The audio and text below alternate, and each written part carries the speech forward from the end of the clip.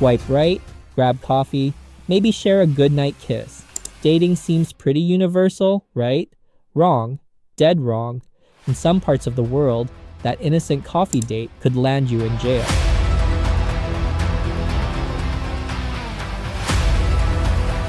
That goodnight kiss, it might become a criminal charge.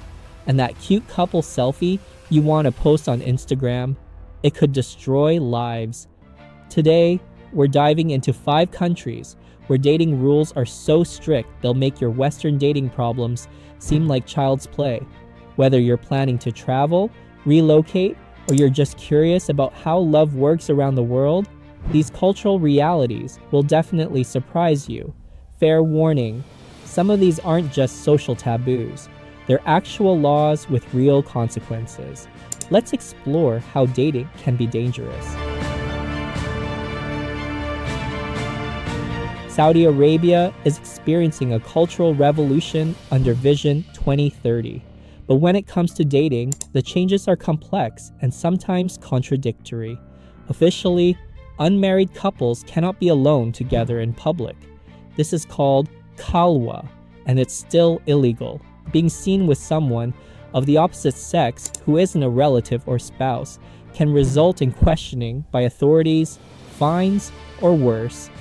But here's where it gets interesting. Dating is happening. It's just going underground. Saudi Arabia has one of the highest per capita usage rates of dating apps in the Middle East. Apps like Tinder and regional apps like Hawaii are hugely popular. The catch?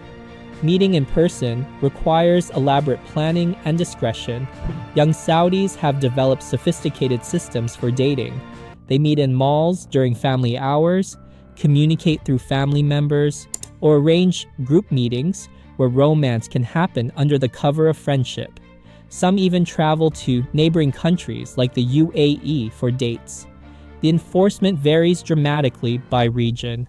In international districts of Riyadh or tourist areas, authorities might be more lenient with foreign couples, but in traditional areas, the rules are strictly enforced. Here's a real example. In 2019, a Saudi woman was arrested for having coffee with a male colleague in a public cafe. The same week, married foreign couples were walking freely in tourist zones. India presents one of the world's most complex dating landscapes, a country where Bollywood movies celebrate grand romantic gestures, while real-life couples can be arrested for holding hands. The legal framework around public affection varies by state, but public obscenity laws are broadly interpreted. Section 294 of the Indian Penal Code criminalizes obscene acts in public places, and authorities have used this to arrest couples for kissing, hugging, or even prolonged hand-holding. Restaurants and even private spaces, these groups call themselves protectors of culture. Valentine's Day has become a flashpoint. Every February 14th, conservative groups organize protests and sometimes violent actions against couples celebrating. Shops selling Valentine's gifts have been vandalized, and some cities have effectively banned public Valentine's celebrations. Dating apps are massively popular. India is one of Tinder's largest markets globally. But the disconnect between online dating culture and real-world social acceptance creates constant tension. Family involvement in dating is perhaps more intense in India than anywhere else. Family WhatsApp groups often monitor young people's social media activity, and parental approval isn't just desired. It's often legally required for marriage in certain communities. Here's a striking example. Love jihad laws in several Indian states criminalize interfaith relationships, particularly between Hindu women and Muslim men. These laws can result in prison sentences and forced separation of couples. The caste system adds another layer. Intercaste relationships can lead to social ostracism, violence, and in extreme cases, honor killings. Iran represents perhaps the most digitally sophisticated dating restriction system in the world. a country where authorities have turned controlling romance into a high-tech operation. All Western dating apps are officially banned, but that's just the beginning. Iran has developed one of the world's most advanced internet filtering systems, specifically targeting romantic and dating content. They don't just block websites, they actively monitor social media for romantic interactions. But Iranians have become equally sophisticated in circumventing restrictions. VPN usage in Iran is among the highest globally, and young people use coded language, fake profiles, and communicate through gaming platforms and seemingly innocent apps. The enforcement is unpredictable and often brutal. In 2020, authorities arrested over 100 people in Tehran for attending mixed-gender parties organized through social media. The charges included corruption on earth, which can carry the death penalty. Here's what's particularly chilling. Iran uses digital evidence extensively in prosecutions. Private text messages, photos, and social media interactions can be used as evidence in court. Couples have been convicted based entirely on WhatsApp conversations or Instagram photos. The gender dynamics are especially complex. Women face more severe consequences for dating violations, but they've also become more innovative in circumventing restrictions. Underground networks share information about safe meeting places and surveillance patterns. The psychological impact is profound.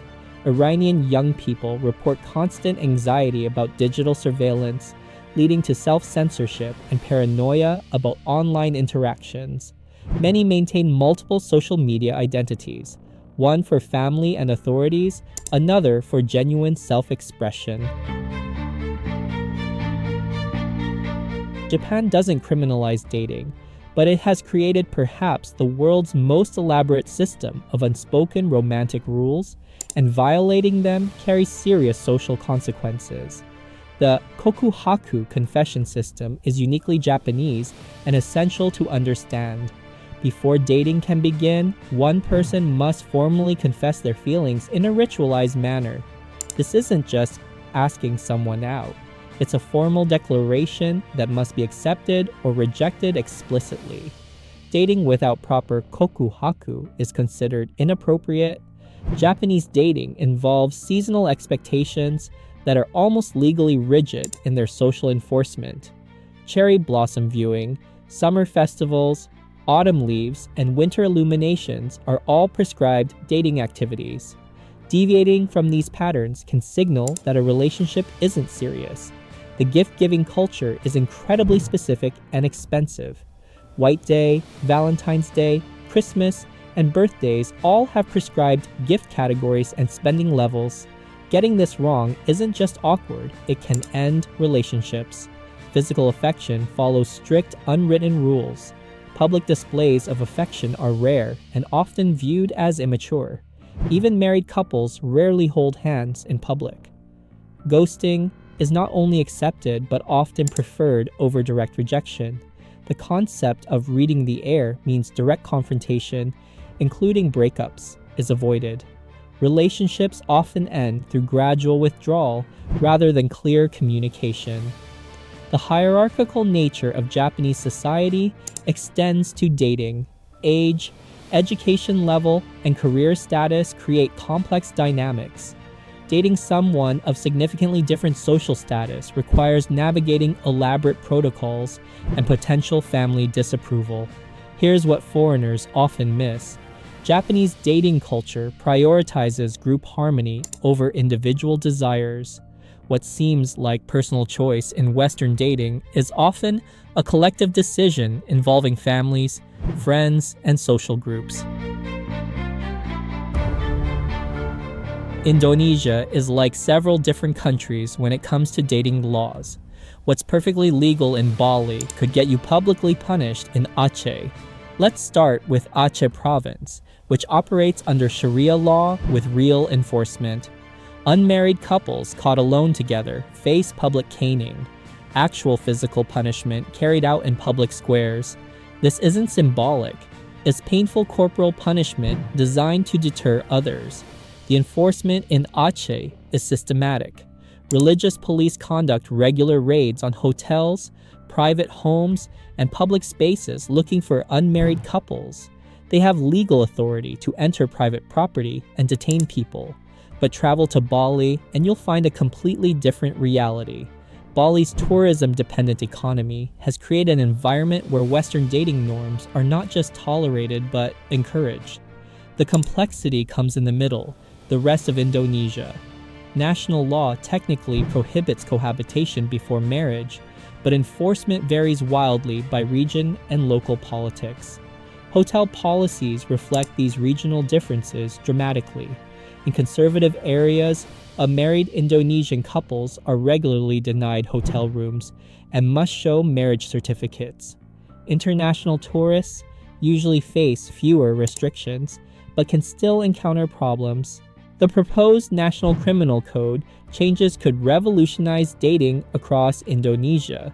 Draft laws would criminalize sex outside marriage nationally, potentially making dating dangerous across the entire country. Here's a practical example. Jakarta has a thriving nightlife and dating scene that operates relatively freely. But even there, certain neighborhoods and times are safer for unmarried couples, and locals navigate these invisible boundaries daily. Nigeria presents one of the world's most legally dangerous dating environments, where federal law, state law, and religious law create a maze of potential criminal charges. The Same-Sex Marriage Prohibition Act is federal law with severe penalties, up to 14 years imprisonment for same-sex relationships and up to 10 years for anyone who supports such relationships. This means being a supportive friend to LGBTQ+ individuals is literally criminal. The regional variations make Nigeria particularly dangerous.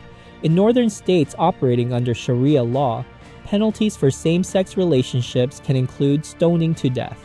While extreme sentences are rarely carried out, they remain legal possibilities. The enforcement is inconsistent but unpredictable. Lagos has a relatively tolerant dating scene for heterosexual couples, with active nightlife and dating app usage. But police raids on hotels and gatherings can result in arrests and extortion. Blackmail culture has developed around dating laws. People use photographs or social media posts to extort money from victims, knowing that legal protection is limited and social shame is intense. Family involvement in Nigerian dating culture is legally empowered in ways that surprise foreigners. Parents can legally pursue charges against people they believe are corrupting their adult children. Dating might be universal, but the rules definitely aren't. From underground apps to public punishment, from family involvement to federal prosecution, the way people navigate love varies dramatically across the world.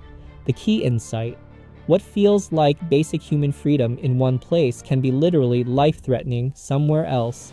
These aren't just cultural differences. They're legal realities affecting millions of people every day. Which country's dating rules surprised you most? Have you experienced strict dating cultures while traveling? Share your thoughts in the comments.